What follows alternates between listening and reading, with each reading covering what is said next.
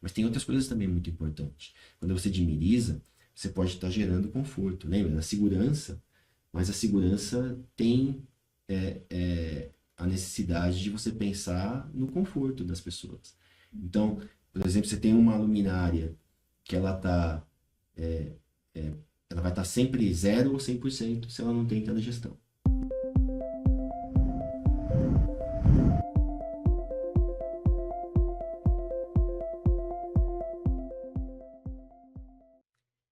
Olá, pessoal! Estamos em mais uma edição do Eco Gateway Talks, a nossa série de conversas com grandes especialistas que tratam assuntos sobre transição energética e desenvolvimento das cidades. Hoje tenho aqui a honra de receber, na série Conexão CEPIC, Eduardo Arcas, que é um grande profissional especialista na área de conectividade e transformação digital. Eduardo, muito obrigada pela sua presença, por aceitar o nosso convite. E eu já aproveito para te pedir para se inscrever no canal e acionar os alertas para que você seja sempre notificado das nossas novas conversas. Eduardo, fala um pouquinho para a gente sobre a sua trajetória. Qual é a sua formação, como você iniciou, e em que momento te brilhou os olhos para você partir para essa área de comunicação, de conectividade? Bom, primeiramente, bom dia. É um prazer estar aqui. Muito obrigado pelo convite. Eu sou engenheiro de formação. Por muitos anos fui engenheiro. Aí fui me aproximando mais da área comercial. Gostei da área comercial porque fui tendo mais e mais contatos com clientes, né? E eu gosto muito do contato com pessoas, né? Então fui sentindo que essa área comercial era mais interessante. Fiz um MBA em administração até para me capacitar melhor, né? Não ser tão engenheiro sempre. Mas como eu costumo dizer, o profissional de vendas, né?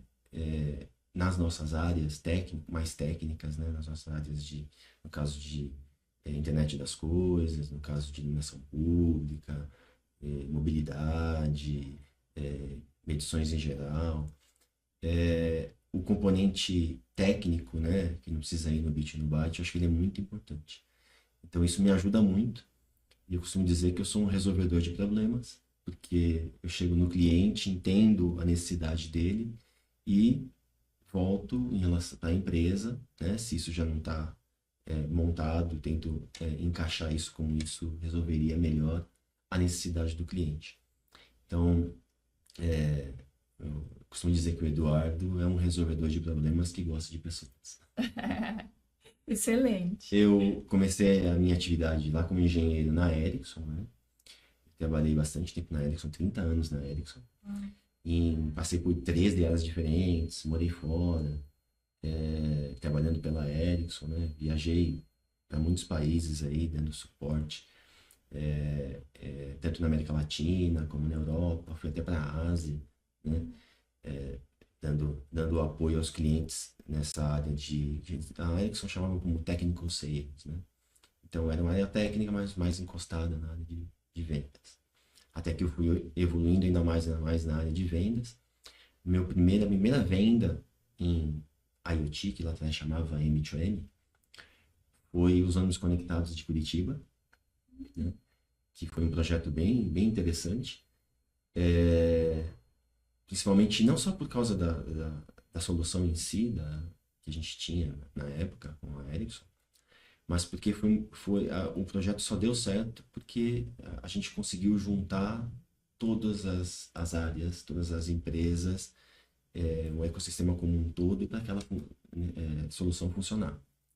Então, assim, eu tinha muito contato com a operadora, no caso, então eu conectei a operadora, o meu cliente, conectei ao cliente final, então todo mundo na mesma mesa e a gente conseguiu montar uma solução, cada um mostrou sua necessidade, por exemplo, o operador falou, não, precisa ter um VPN, senão não vai dar certo. Tá bom, vamos montar um VPN. Então as coisas foram evoluindo e a solução funciona até hoje, né? Isso foi em 2010.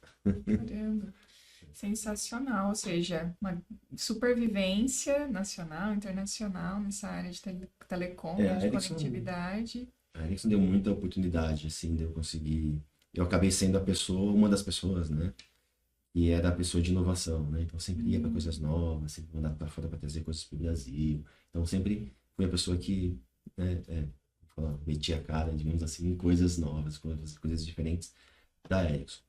Isso na Ericsson, né? Aí depois da Ericsson, é, a Ericsson começou a não dar tanto incentivo para a área de internet das coisas, e é uma área que eu tinha gostado muito de trabalhar, estava muito empolgado, né?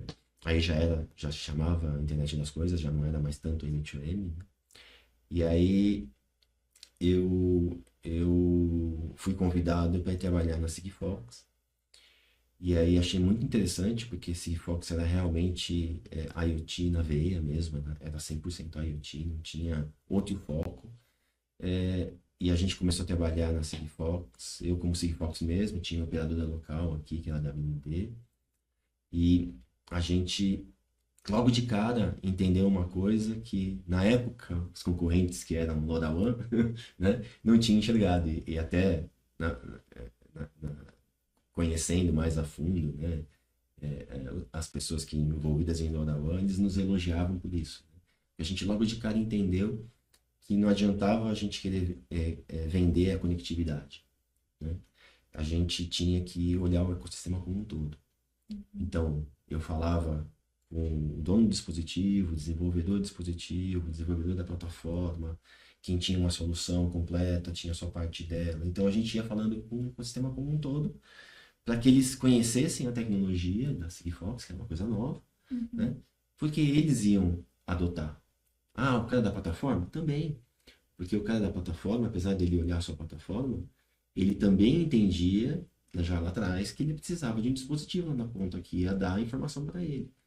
Então, sabendo que tem dispositivo Sigfox já funcionando, ele se motivava, às vezes, a falar para o cliente, olha, se ele não tem interesse de revender, ele falava, ó, cliente, ó, tem tal empresa que faz o dispositivo que você precisa. Então, começava a ter um recomendando o outro. E o cara que só fazia dispositivo recomendava o cara da plataforma. E eu no meio feliz da vida, porque todo mundo usando Sigfox. Sim, Né? você criou uma Então, rede ali. Então, era uma rede e isso foi algo bastante inovador aí na época, né? E que se LoRaWAN tivesse começado a usar naquela época essa ideia, também tinha crescido muito. Tempos depois, eles começaram a entender isso também. Depois da Sigfox, eu tinha muita vontade de trabalhar solo, né? De ter minha empresa, de desenvolver algo meu. E aí até eu representei uma empresa canadense, né? Que é a Tectelic. Uma ótima empresa, por sinal, né? Eu só tenho elogios às empresas em que eu trabalhei, aliás, eu não tenho críticas a fazer, né? Aprendi muito, né? Foram oportunidades muito boas, me deram muitas boas oportunidades.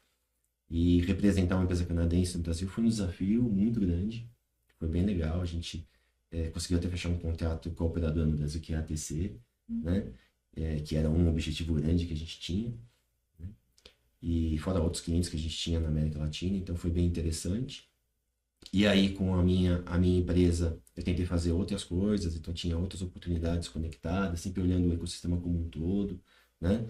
Então, evoluímos até que recebeu o convite para ir para a Constanta. E aí, o desafio da Constanta era bem legal, né? A Constanta, ela tem várias empresas, é um grupo, né?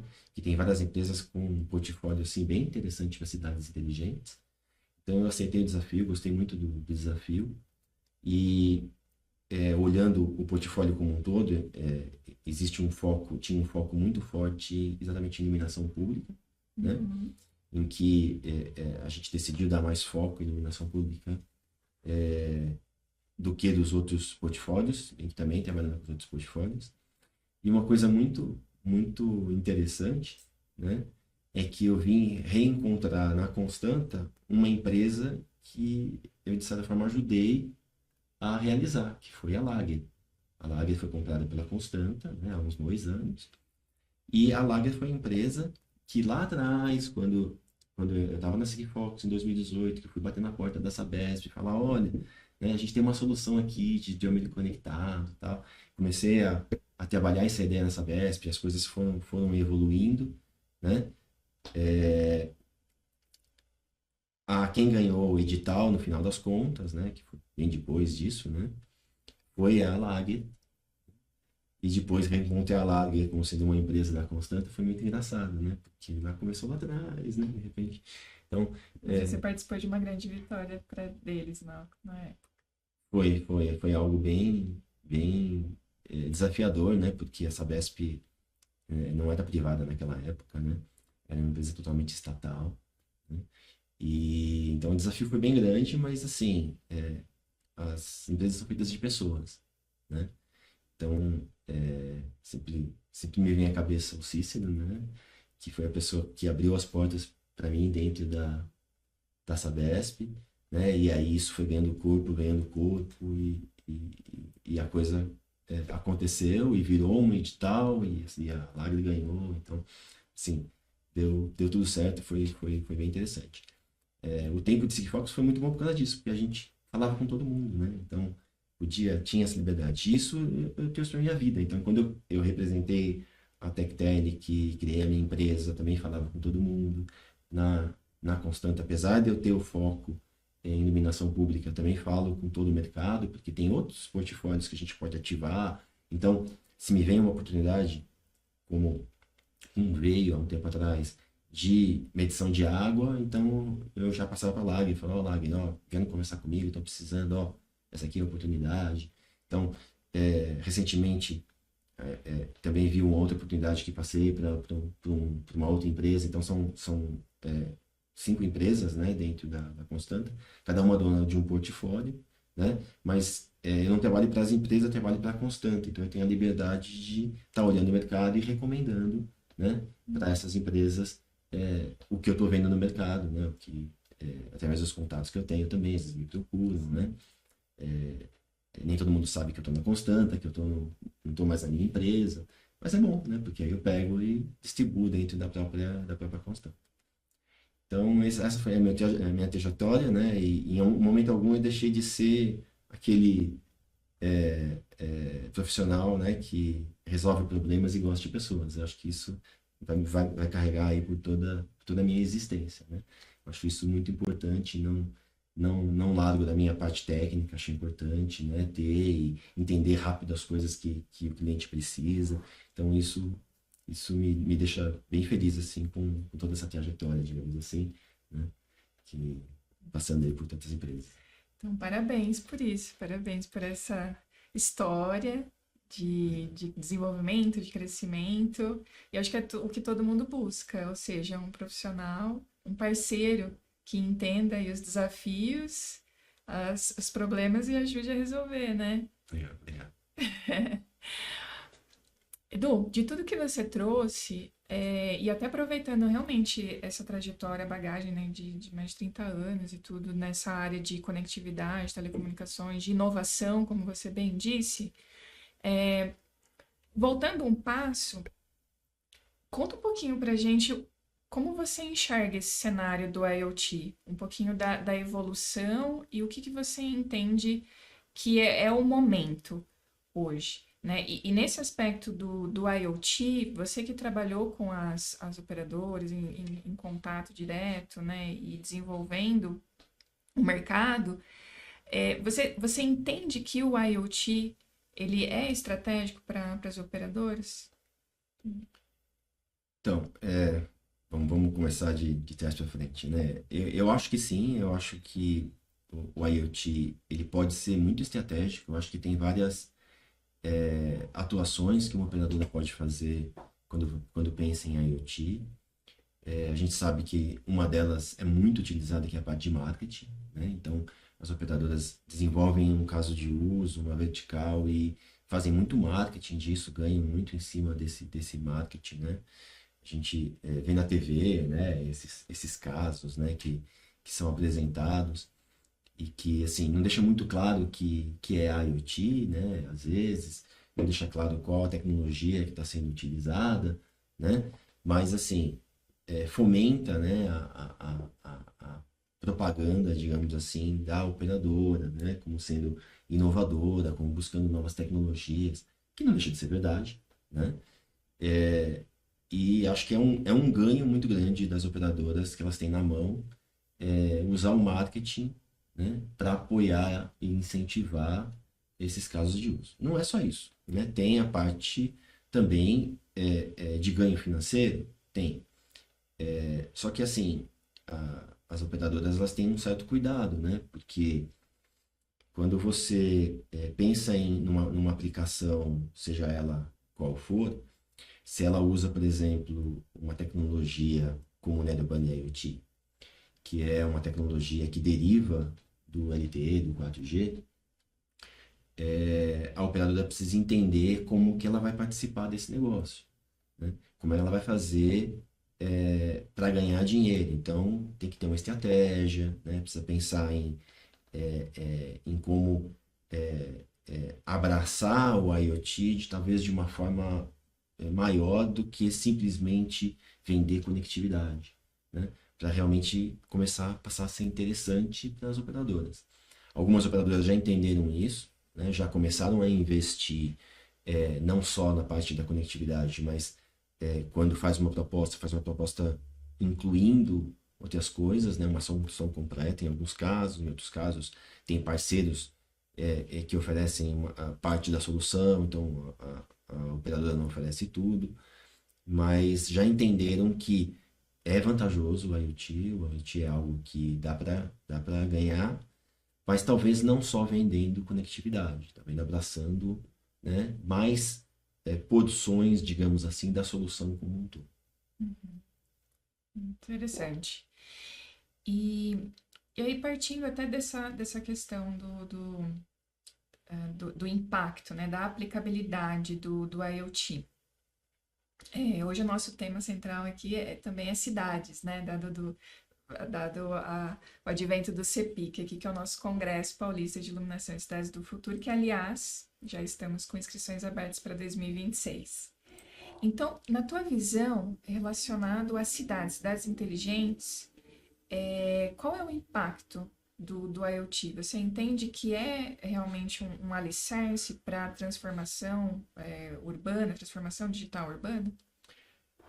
O IoT ele foi idealizado até assim, quando comparam M2M com IoT, né? A explicação de IoT ser diferente de M2M é por conta dos serviços, né, finais que você entrega para o usuário, da diversidade de serviços que você vai entregar. Em outras palavras, pela capacidade de resolver problemas diversos que você tem com IoT em relação a M2M. Que M2M se pensava muito só em mobilidade, né? Se pensava em projetos mais focados na parte na vertical de transporte. Então, o IoT realmente é pensado em resolver problemas.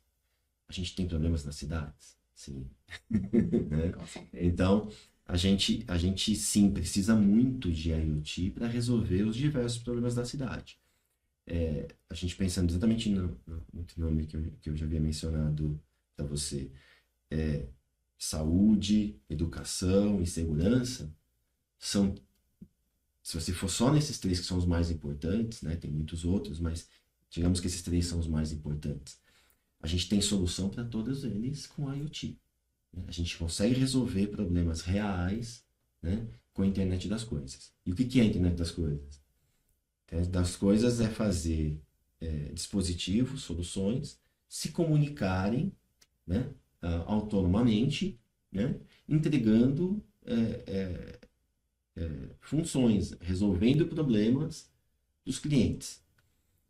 Muitas vezes as pessoas, quando vem uma solução, vem a plataforma, né, vem como que você vê os números acontecendo, como você vê as coisas acontecendo. Só que por trás dessa plataforma tem muita coisa acontecendo ali. Né? Então, sim, o IoT foi pensado em resolver problemas.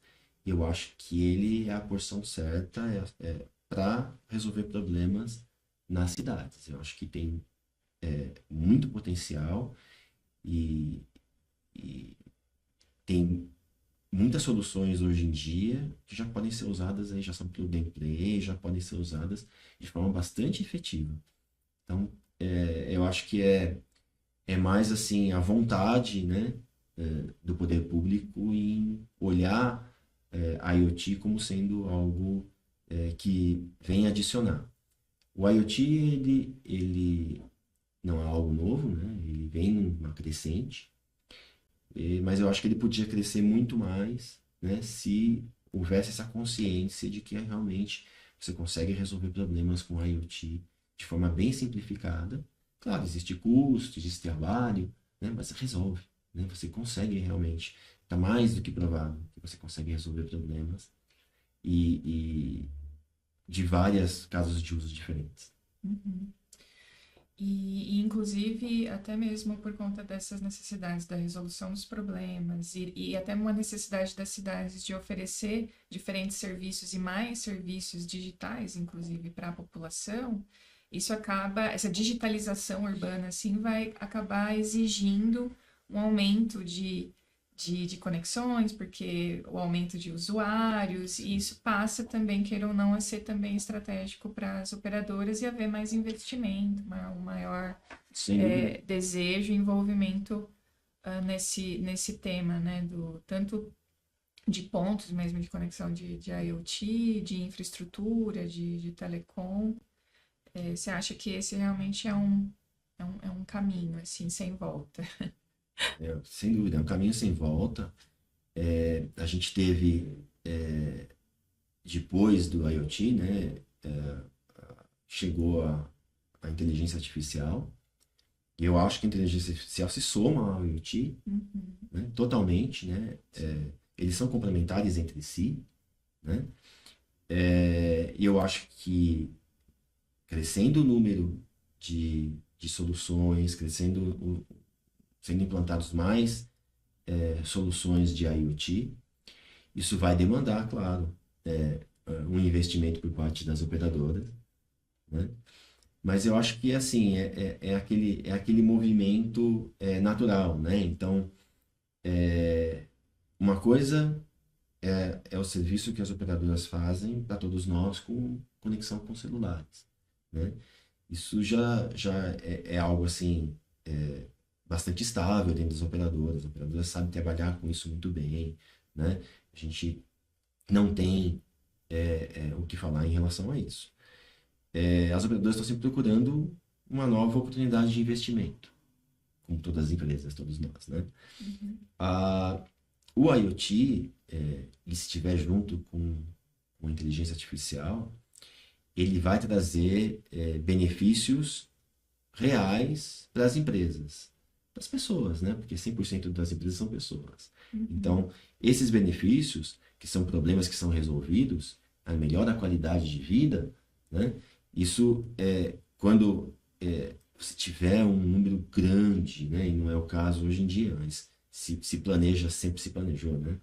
Ter um número grande de soluções instaladas e funcionando, né? Um mundo realmente conectado. Quantas vezes a gente foi em feiras aí e viu projeções, né? Agora com inteligência artificial bem mais fácil de você fazer isso. O que seria o Brasil daqui tantos anos, o mundo daqui tantos anos, né?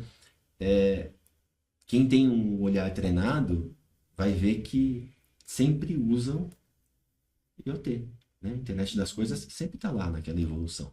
Nada vai acontecer sem você ter dispositivos autônomos, que podem ser robôs, podem ser simplesmente dispositivos que fazem coisas bem mais simples, pode ser a internet das coisas, mas assim, olhando o futuro e imaginando muitas soluções, vão incluir a internet das coisas. Se vai incluir a internet das coisas, você precisa comunicar. Então, esses dispositivos precisam falar de alguma forma e precisam das operadoras, e aí não estou falando só de operadora celular, mas tem operadoras de outras tecnologias, a gente tem outras tecnologias como LoRaWAN, como em menor escala Bluetooth, Wi-Fi, que às vezes são usadas também, né? Tem outras menores, né? É inegável que LoRaWAN hoje em dia e NB-IoT e KTM são as três tecnologias mais usadas em IoT. Então, as operadoras, seja de celular ou seja de LoRaWAN, tem muita oportunidade de crescimento nessa área, fora um pouquinho da área normal de aplicação, que são os celulares, mas, assim, tem dinheiro, tem oportunidade de negócio, né? As operadoras só têm que entender qual é a melhor forma, cada uma tem que enxergar qual que é a melhor forma de investir nessa área, mas acho que tem muita possibilidade, e eu acredito que vai crescer muito, sim, né? Eu acho que também é algo cultural que a gente tem, né? Então, precisa as pessoas entenderem, né, que tudo que vem de novo, né, ele traz benefício. Claro, precisa saber usar, né? Tem sempre o lado bom e o lado ruim da tecnologia, sempre, né? A gente sabe de Santos Dumont e o avião, né? Então, assim, tem muitas tecnologias boas, tem muitas coisas no mercado, muitas soluções, e que elas sendo utilizadas com mais intensidade também vão ser barateadas, e aí assim vai multiplicar ainda mais a utilização, Com certeza, né? escala. Então, eu acho que sim, eu acho que é uma oportunidade muito grande para as operadoras investirem na área de internet das coisas, que vai crescer e vai trazer benefícios, né? Vai ajudar a área de marketing e vai ajudar financeiramente também as operadoras. Sensacional.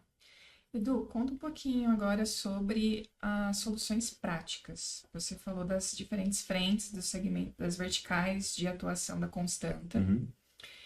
E conta um pouquinho de como vocês apoiam na resolução desses problemas urbanos, através do que vocês têm de produtos, de sistemas. E até, se possível, um case prático, até para a gente entender mesmo a vida real, né? Como que vocês fazem, como que vocês implementam um projeto, como isso é gerenciável, né? Uhum, Ou uhum.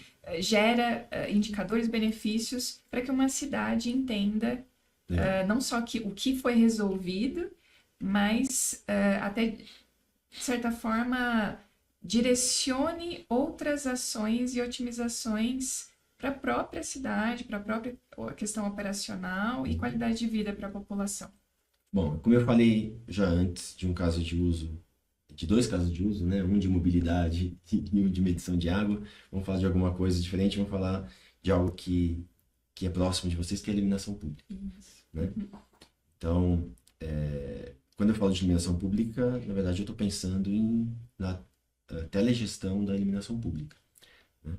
Porque a iluminação por si só, ela traz muitos benefícios, né? E num dos trinômios que é a segurança, né? Então, a iluminação está totalmente ligada com a parte de segurança, né? Você tem iluminação, né? Apoia, né? As pessoas se sentem mais seguras, né? Numa rua bem iluminada do que numa rua escura, né? Por exemplo. Então, a iluminação por si só é muito importante e tem um movimento muito grande, né? Em relação à troca de LEDs, né? De você usar luminárias com LED e tal, trocas para LED, né? E só que assim, existe uma camada a mais, né? Que é você usar o IoT na luminária. O que é usar o IoT na luminária? É o que a gente chama de telegestão da luminária. É uma telegestão, ou seja, uma gestão à distância, que usa telecomunicações para se conectar, ou seja, usa a internet das coisas, né? No conceito da iluminação.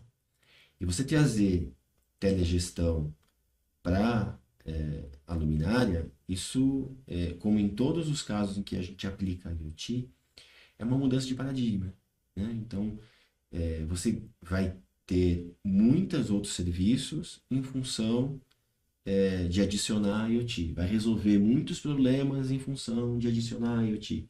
Tudo que a gente falou até agora. Então, por exemplo, na iluminação pública, quando você inclui a telegestão, você vai estar controlando essa luminária à distância.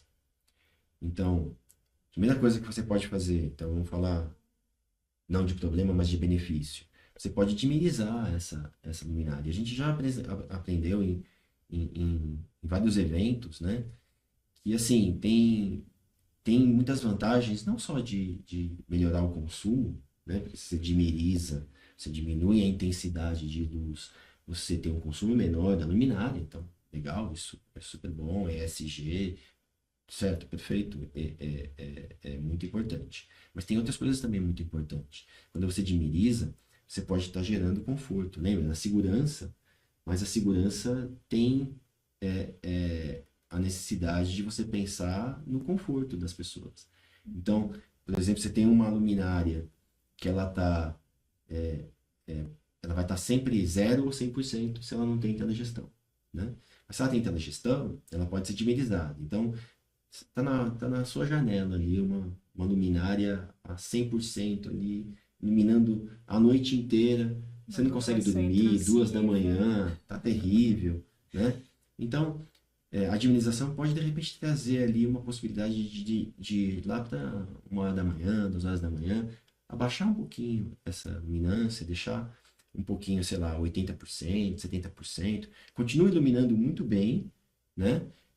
Pensando na segurança, pensando, né, em quem está passando, nos carros, mas gera um conforto.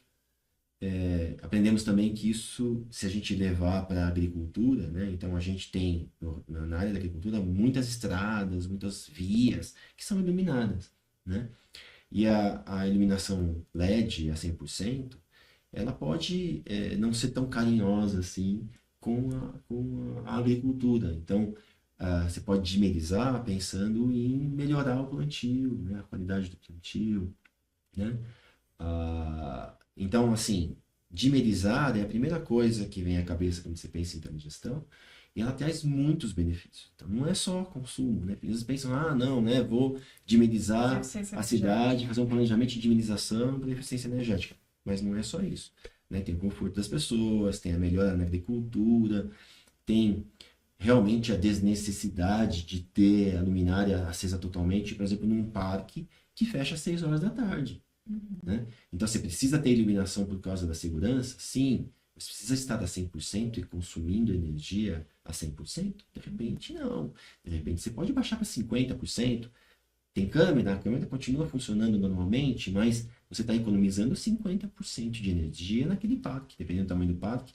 Pega os parques aqui em São Paulo, você pega o Ibirapuera, por exemplo, né? A partir da hora que fecha, e ele fecha uma certa hora da noite, não sei de cabeça agora, mas depois do momento que ele fecha, vamos supor que ele feche às 9 horas, depois disso tem uma noite, uma madrugada inteira que você pode fazer esse planejamento. Você imagina o tamanho do Parque Ibirapuera, quanto que você não ia gastar, né? E a gente fala tanto de ESG, isso é ESG muito, Na veia, né? sim, Muito, com certeza. né? Sim. Então, primeira vantagem é a Uma questão de dimerização. governança. Exatamente. Segunda vantagem é que você está fazendo medições contínuas, Coletando né? dados. Coletando informações. Então você consegue saber preventivamente que a luminária não vai funcionar. Ou se ela está piscando, né? Que também é um indício de que não está funcionando bem. Ou se ela está acesa de dia e apagada à noite, né? Que acontece muito. Todas essas coisas não acontecem, né? Acontecem em todas as cidades, Sim. né? Sempre acontece. Então, a telegestão vai cuidar disso. E com a adição da inteligência artificial, faz com que você tenha um monitoramento 100% do tempo, 24/7, né? Porque a inteligência artificial não dorme, ela fica ali, né, buscando. Então, mesmo quando está todo mundo dormindo, se tiver todo mundo não, porque sempre tem gente na rua, né? São Paulo, por exemplo, funciona 24 horas quase tudo. Mas se você tem muita gente dormindo, mas tem muita gente que está na rua, né? Você consegue saber se está tendo um problema, por exemplo, 2 horas da manhã, e a inteligência artificial vai tratar esse problema.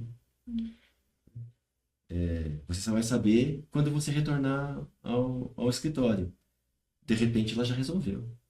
Então, você chega no escritório, ela só diz, olha, consertei um problema para você, tá? Você estava dormindo, mas eu não. Eu consertei um problema para você. Então, isso é bem real. Você vê, a inteligência artificial, ela atua em várias áreas e ajuda muita gente, né? Sem as pessoas estarem sabendo. Então, como tudo, tem o bom e tem o ruim, né? Existem pessoas usando a inteligência artificial para o ruim, mas ela ajuda muito, muito em muitas coisas, as pessoas nem sabem. Tem um exemplo agora que ninguém nem sabe, né? Então, a parte de iluminação pública, a gente tem várias cidades onde a gente instalou a parte da telegestão, né? A gente tem uma cidade modelo, né? Essa cidade modelo, ela tem 100% de telegestão já em metro, né? Então a gente, pela 221, a gente teve, portaria 221, a gente teve que adicionar o teste do Inmetro, né? A certificação do Inmetro na telegestão. Então, nessa cidade modelo que a gente tem, ela já tem 100% de telegestão em metro, né? E na cidade a gente testa tudo, porque é uma cidade modelo. Como é 100% já do último modelo com Inmetro, a gente tem inteligência artificial aplicada, a gente testa dimerização, a gente testa exemplos de como acelerar ou como fazer a manutenção preditiva, né? Então, muitas coisas dá para fazer num caso real. Então, esse é um caso real, uma cidade real, né, que a gente está implantado. Como a gente está com 100% do último modelo, a gente consegue explorar várias possibilidades e não esquecendo que isso vai trazendo benefícios para o usuário final, né?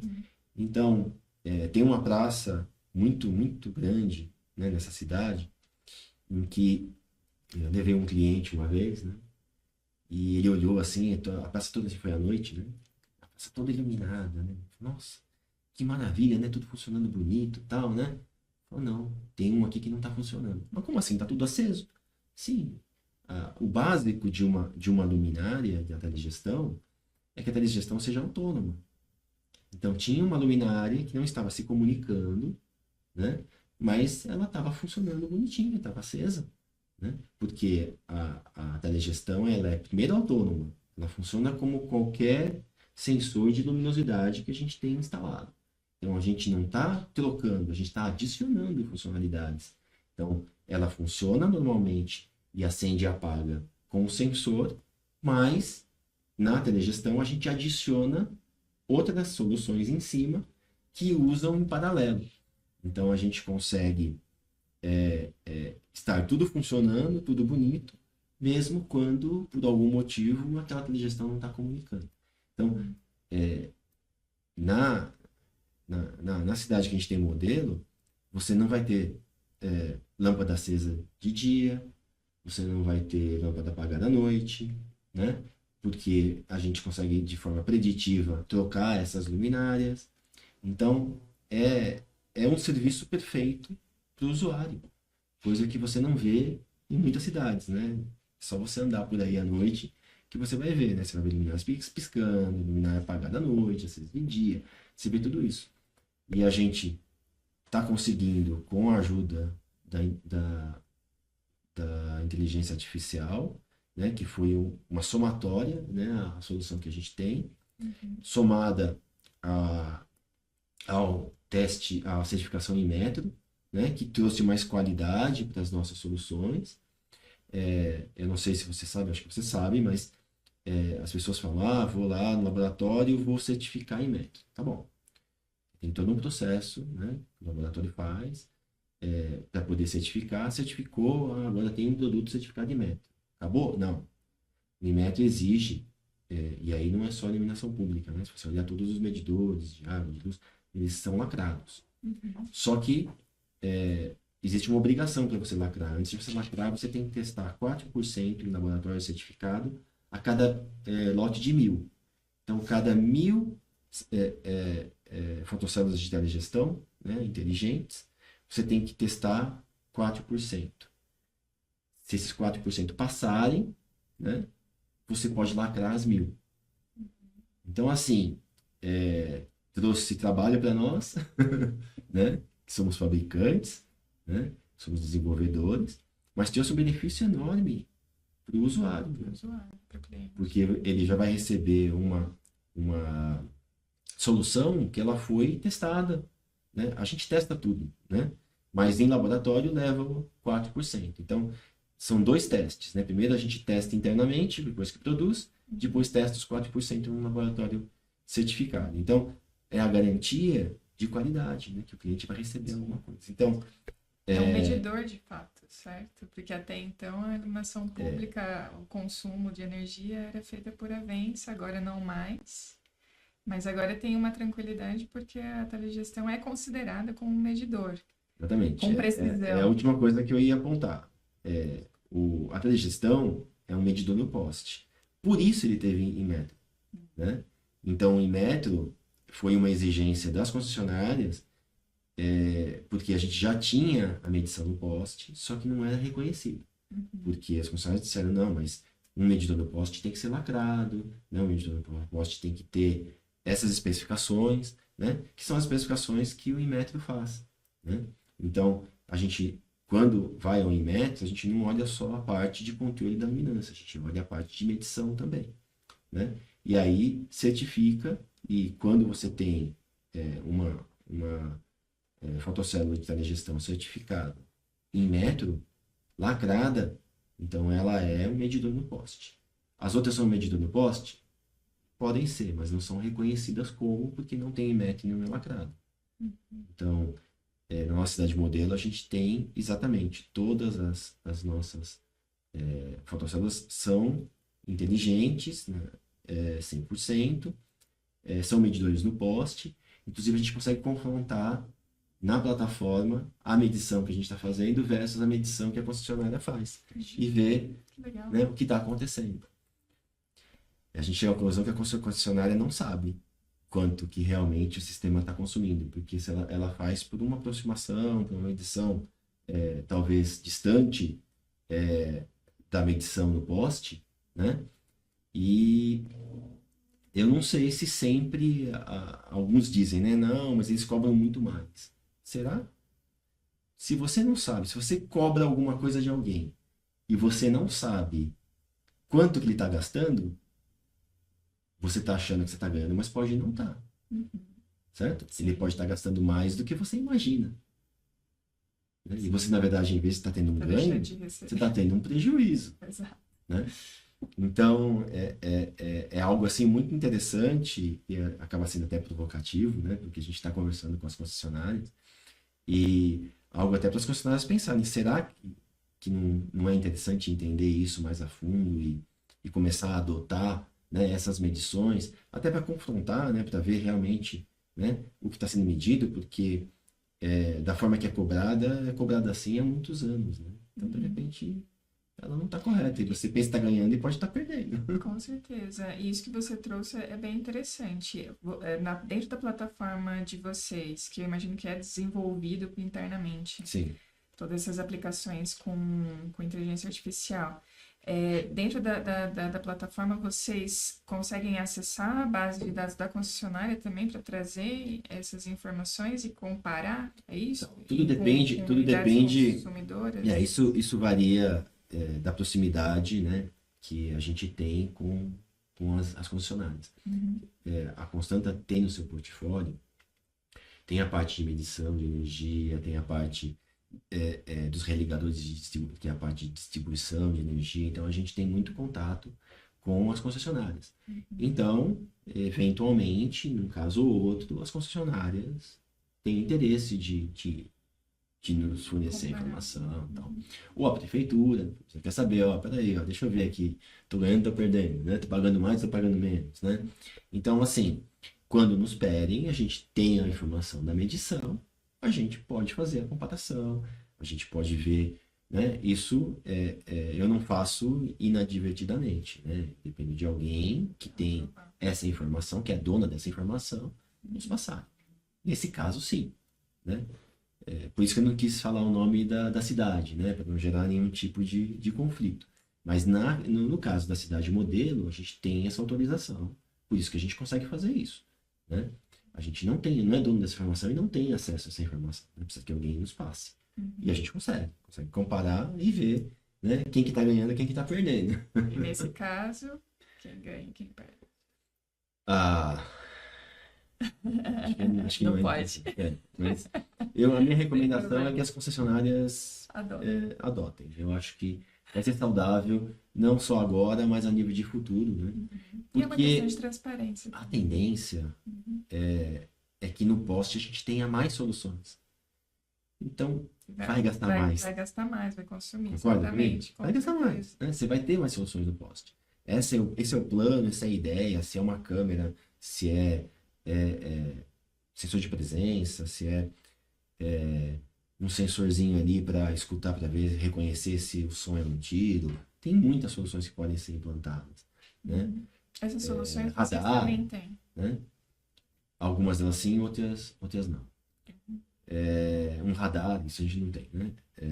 Pode ser instalado num poste, né? Então, o poste ele pode ser multisserviços, né? Você tem energia, uma coisa que é muito necessária para a conexão de dispositivo. Um dispositivo é conectado ou na energia ou com bateria.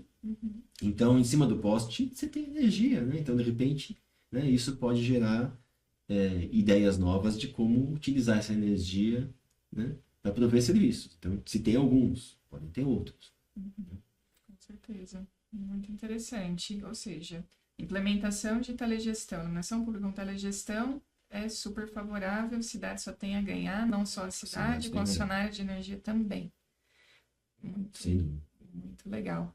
E agora a gente tem esse recurso, né, esse mecanismo, na verdade, assim, até de confiabilidade, que é adotar dispositivos certificados pelo Inmetro, pela Portaria 221. Tem uma coisa interessante que você citou aqui, que acho que é importante frisar para o pessoal, é que até pouco tempo atrás a iluminação adaptativa nem era permitida, de certa forma, né, pela NBR 5101, e agora é, ou seja, também é mais um conforto, mais uma tranquilidade, porque tem um mecanismo que autoriza, que estabelece ali, inclusive, os critérios agora para a dimerização da iluminação em vias públicas. Ou seja, todo o mercado vem se amadurecendo também, Exatamente. se preparou, né, e vem cada vez mais num processo evolutivo para adotar essas tecnologias. E vocês estão preparados, têm tudo para oferecer. A Constanta está preparada para atender. Muito E legal. a Constanta, assim, nós somos uma fábrica, né? A gente fabrica não só para o nosso portfólio, mas fabrica para outros clientes e muitos clientes. A gente tem uma fábrica em Atibaia e outra em Manaus. É uma empresa nacional? É uma empresa nacional, 100% nacional, né? Então, e a gente tem o nosso portfólio que foi desenvolvido pelo nosso centro de inovação. A gente tem um centro de inovação que desenvolveu soluções novas e abraçou as soluções das empresas que chegaram, né? Então, tem um olhar para tudo que foi endereçado, né, através das empresas que foram compradas. Então, a gente tem soluções completas, né? Então, a gente tem desenvolvimento, a gente tem plataformas, a gente tem dispositivos, né? Serviços, se for o caso, né? Muitas vezes, principalmente na iluminação pública, a gente dá treinamento, porque a empresa que está lá na cidade já tem o caminhão, já tem as pessoas que instalam, né? Então, a gente treina aquelas pessoas para poder instalar a telegestão, que é muito simples, é totalmente plug and play, né? É muito simples. Então, a gente tem Comissionamento, a parte de programação, vocês dão treinamento, vocês que realizam? parte a gente realiza, mas a gente também dá treinamento de poder saber utilizar, né? Como é que faz para utilizar. A gente, então, tem solução completa, né? Em alguns casos a gente coloca cobertura, a gente tem um parceiro para fazer cobertura também em LoRaWAN, a gente usa NB, usa a tecnologia disponível para isso, mas a gente não obriga o cliente a comprar a solução inteira. Então, acho que isso talvez, não sei se é exclusivo da Constanta, mas é algo que é bastante interessante. A gente está sempre aberto a oferecer o que o cliente quiser. Se o cliente quiser comprar da gente só o dispositivo e comprar o resto da solução com nossos parceiros ou com outras empresas do mercado, tudo bem, né? A Constanta analisa a oportunidade e vamos para frente, né? Então, isso acho que é uma vantagem bastante interessante. Outra coisa, a gente produz, né? A gente que produz, é a nossa fábrica. Então, discutir vários modelos de negócio, está sempre aberto, a gente pode sentar e discutir, a Constanta não gosta de perder oportunidade, então a gente senta, a gente negocia, a gente vê como a gente consegue fazer da melhor forma. definindo um caso de uso, pode ser completamente diferente, né? A gente já fez coisas muito diferentes, mas pode ser que alguém chegue com uma necessidade, chega com uma necessidade muito diferente, a gente conversa, a gente consegue entender. Então, assim, tá muito disponível nesse sentido, aberta né, em ajudar o mercado de internet das coisas, né, contribuir com soluções, contribuir com o que a gente tem de melhor, né? E é isso é constante. Muito interessante. Parabéns pela atuação, parabéns para a Constanta também por todo esse processo de desenvolvimento interno e próprio, né? Muito importante, ainda mais sabendo que é uma empresa nacional, isso é 100% nacional. ainda melhor. Porque quem quer adotar pode ter alguns recursos também, financiamentos, onde a aquisição de produtos nacionais, Finame, etc., Tem alguns benefícios, sim. podem ser aplicados, certo? Sim. E outra coisa que eu achei interessante também da Constanta é que vocês têm várias soluções, né? Ou seja, para as cidades. Então, vocês têm não só o controle e a medição do consumo da iluminação, mas também de energia, de água e outras frentes. Vocês têm esses sistemas supervisórios até mesmo para poder compilar ou coletar, né? Consolidar dados dessas diferentes soluções, isso poderia ser possível disponibilizado assim, para cidades, para ela ter essa visão do todo em funcionamento, em operação? Com certeza, se você numa mesma cidade, né? Acho difícil compartilhar isso com cidades diferentes, mas se você numa mesma cidade, você tiver várias soluções, e a gente tem alguns casos assim, então, por exemplo, a gente tem a iluminação, o gerenciamento da iluminação pública, né? A telegestão da iluminação pública. Aí a gente, vamos supor, é um caso real, tá? A gente proveu uma cobertura LoRaWAN, né? Para a conexão, a comunicação das fotocélulas inteligentes em metro. Então, essa cobertura está lá, ela está funcionando para a iluminação pública. Só que aí a gente tem, por exemplo, no portfólio, a gente tem sensor de estacionamento. Então, esse sensor de estacionamento, ele funciona em LoRaWAN também. Então, ele pode usar essa cobertura já existente para trabalhar exatamente esse caso de uso de estacionamento. A gente tem medições, dispositivos de medição de água e de gás, que também podem funcionar na tecnologia LoRaWAN. Então, a parte de medição de água, e esse é real, né? Funciona na mesma cobertura que está existente para iluminação pública. A gente tem, por exemplo, medição de água funcionando. São casos de uso completamente diferentes, né? Enquanto que a iluminação, a telegestão da iluminação pública, a gente está mandando 6 medições, por exemplo, por dia, e ainda você tem a comunicação no downlink, né? Que é da plataforma para o dispositivo, pedindo para o dispositivo dimerizar, pedindo para o dispositivo fazer uma medição, então você tem essa comunicação, né? Na parte de medição de água, é muito mais a informação do dispositivo para a plataforma, ou seja, uplink, né? E são normalmente 2 por dia, né? Então, são necessidades completamente diferentes e as duas rodam perfeitamente embaixo de uma cobertura LoRaWAN, sem problema nenhum. Sensacional. Excelente. Edu, já seguindo aqui também pro final da nossa conversa, qual que seria a sua mensagem final, mas também pensando como a sua visão de futuro, né? Como você e como a Constanta agregam para o setor? Então, a mensagem final, eu acho que, assim, se pensa em IoT, né, como sendo algo grande, né? Eu estava na Ericsson ainda quando o presidente mundial da Ericsson falou em 50 bilhões de conexões IoT, né, para um tempo atrás aí, né? IoT é algo que realmente tem que crescer, né? Porque se ele vem para ajudar, se ele vem para resolver problema, ele é necessário, né? Então, eu acredito que mais e mais a gente vamos ter pessoas, né, de novo, 100% das empresas, e seja empresa pública ou empresa privada, 100% são pessoas, né? Então, as pessoas vão adotar cada vez mais essas soluções para as empresas, né? e a gente vai ter realmente, vai estar muito mais próximo daquele futuro que um dia alguém olha lá e fala 2030, vai ser assim, né? Só vai ser 2030 assim se tá aí você já. tiver. Não adianta você evoluir só a inteligência artificial, você precisa do IoT junto para realizar tudo aquilo, né? Então, o IoT é parte integrante desse futuro, né? Em que a gente vê várias soluções acontecendo, né? Muitas vezes a gente vê essas soluções sendo aplicadas em casos de uso lá na frente que já poderiam ser aplicados agora, né? Então, de novo, voltando ao trinômio, saúde, educação e segurança, tem solução agora.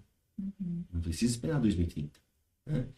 Então, tem muitas soluções, e a parte de transporte tem muitas soluções. Então, quase todas as verticais têm soluções já prontas e que podem ser aplicadas hoje, né? Não precisa esperar 2030, né?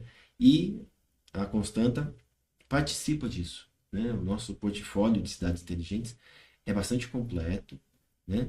E a gente tem atuado em várias verticais com sucesso, né? Resolvido problemas aí dos nossos clientes, né? E cada vez mais a gente já tem planejamento de desenvolver coisas novas aí, então vão ter novidades aí para 2026. Então, cresceu o portfólio, né? Esse grupo está cada vez mais forte, né? E as empresas mais experientes, né? E quando compradas pela Constanta, também teve a possibilidade, né, de produção, né, da Constanta, né, que é excelente, né, de ótima qualidade, de velocidade de entrega, né?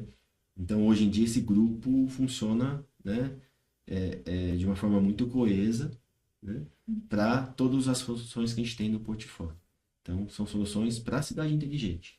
Então, se a gente está falando de cidade inteligente, nós temos soluções para a cidade inteligente para ajudar os municípios a terem um melhor controle, a resolverem problemas, né?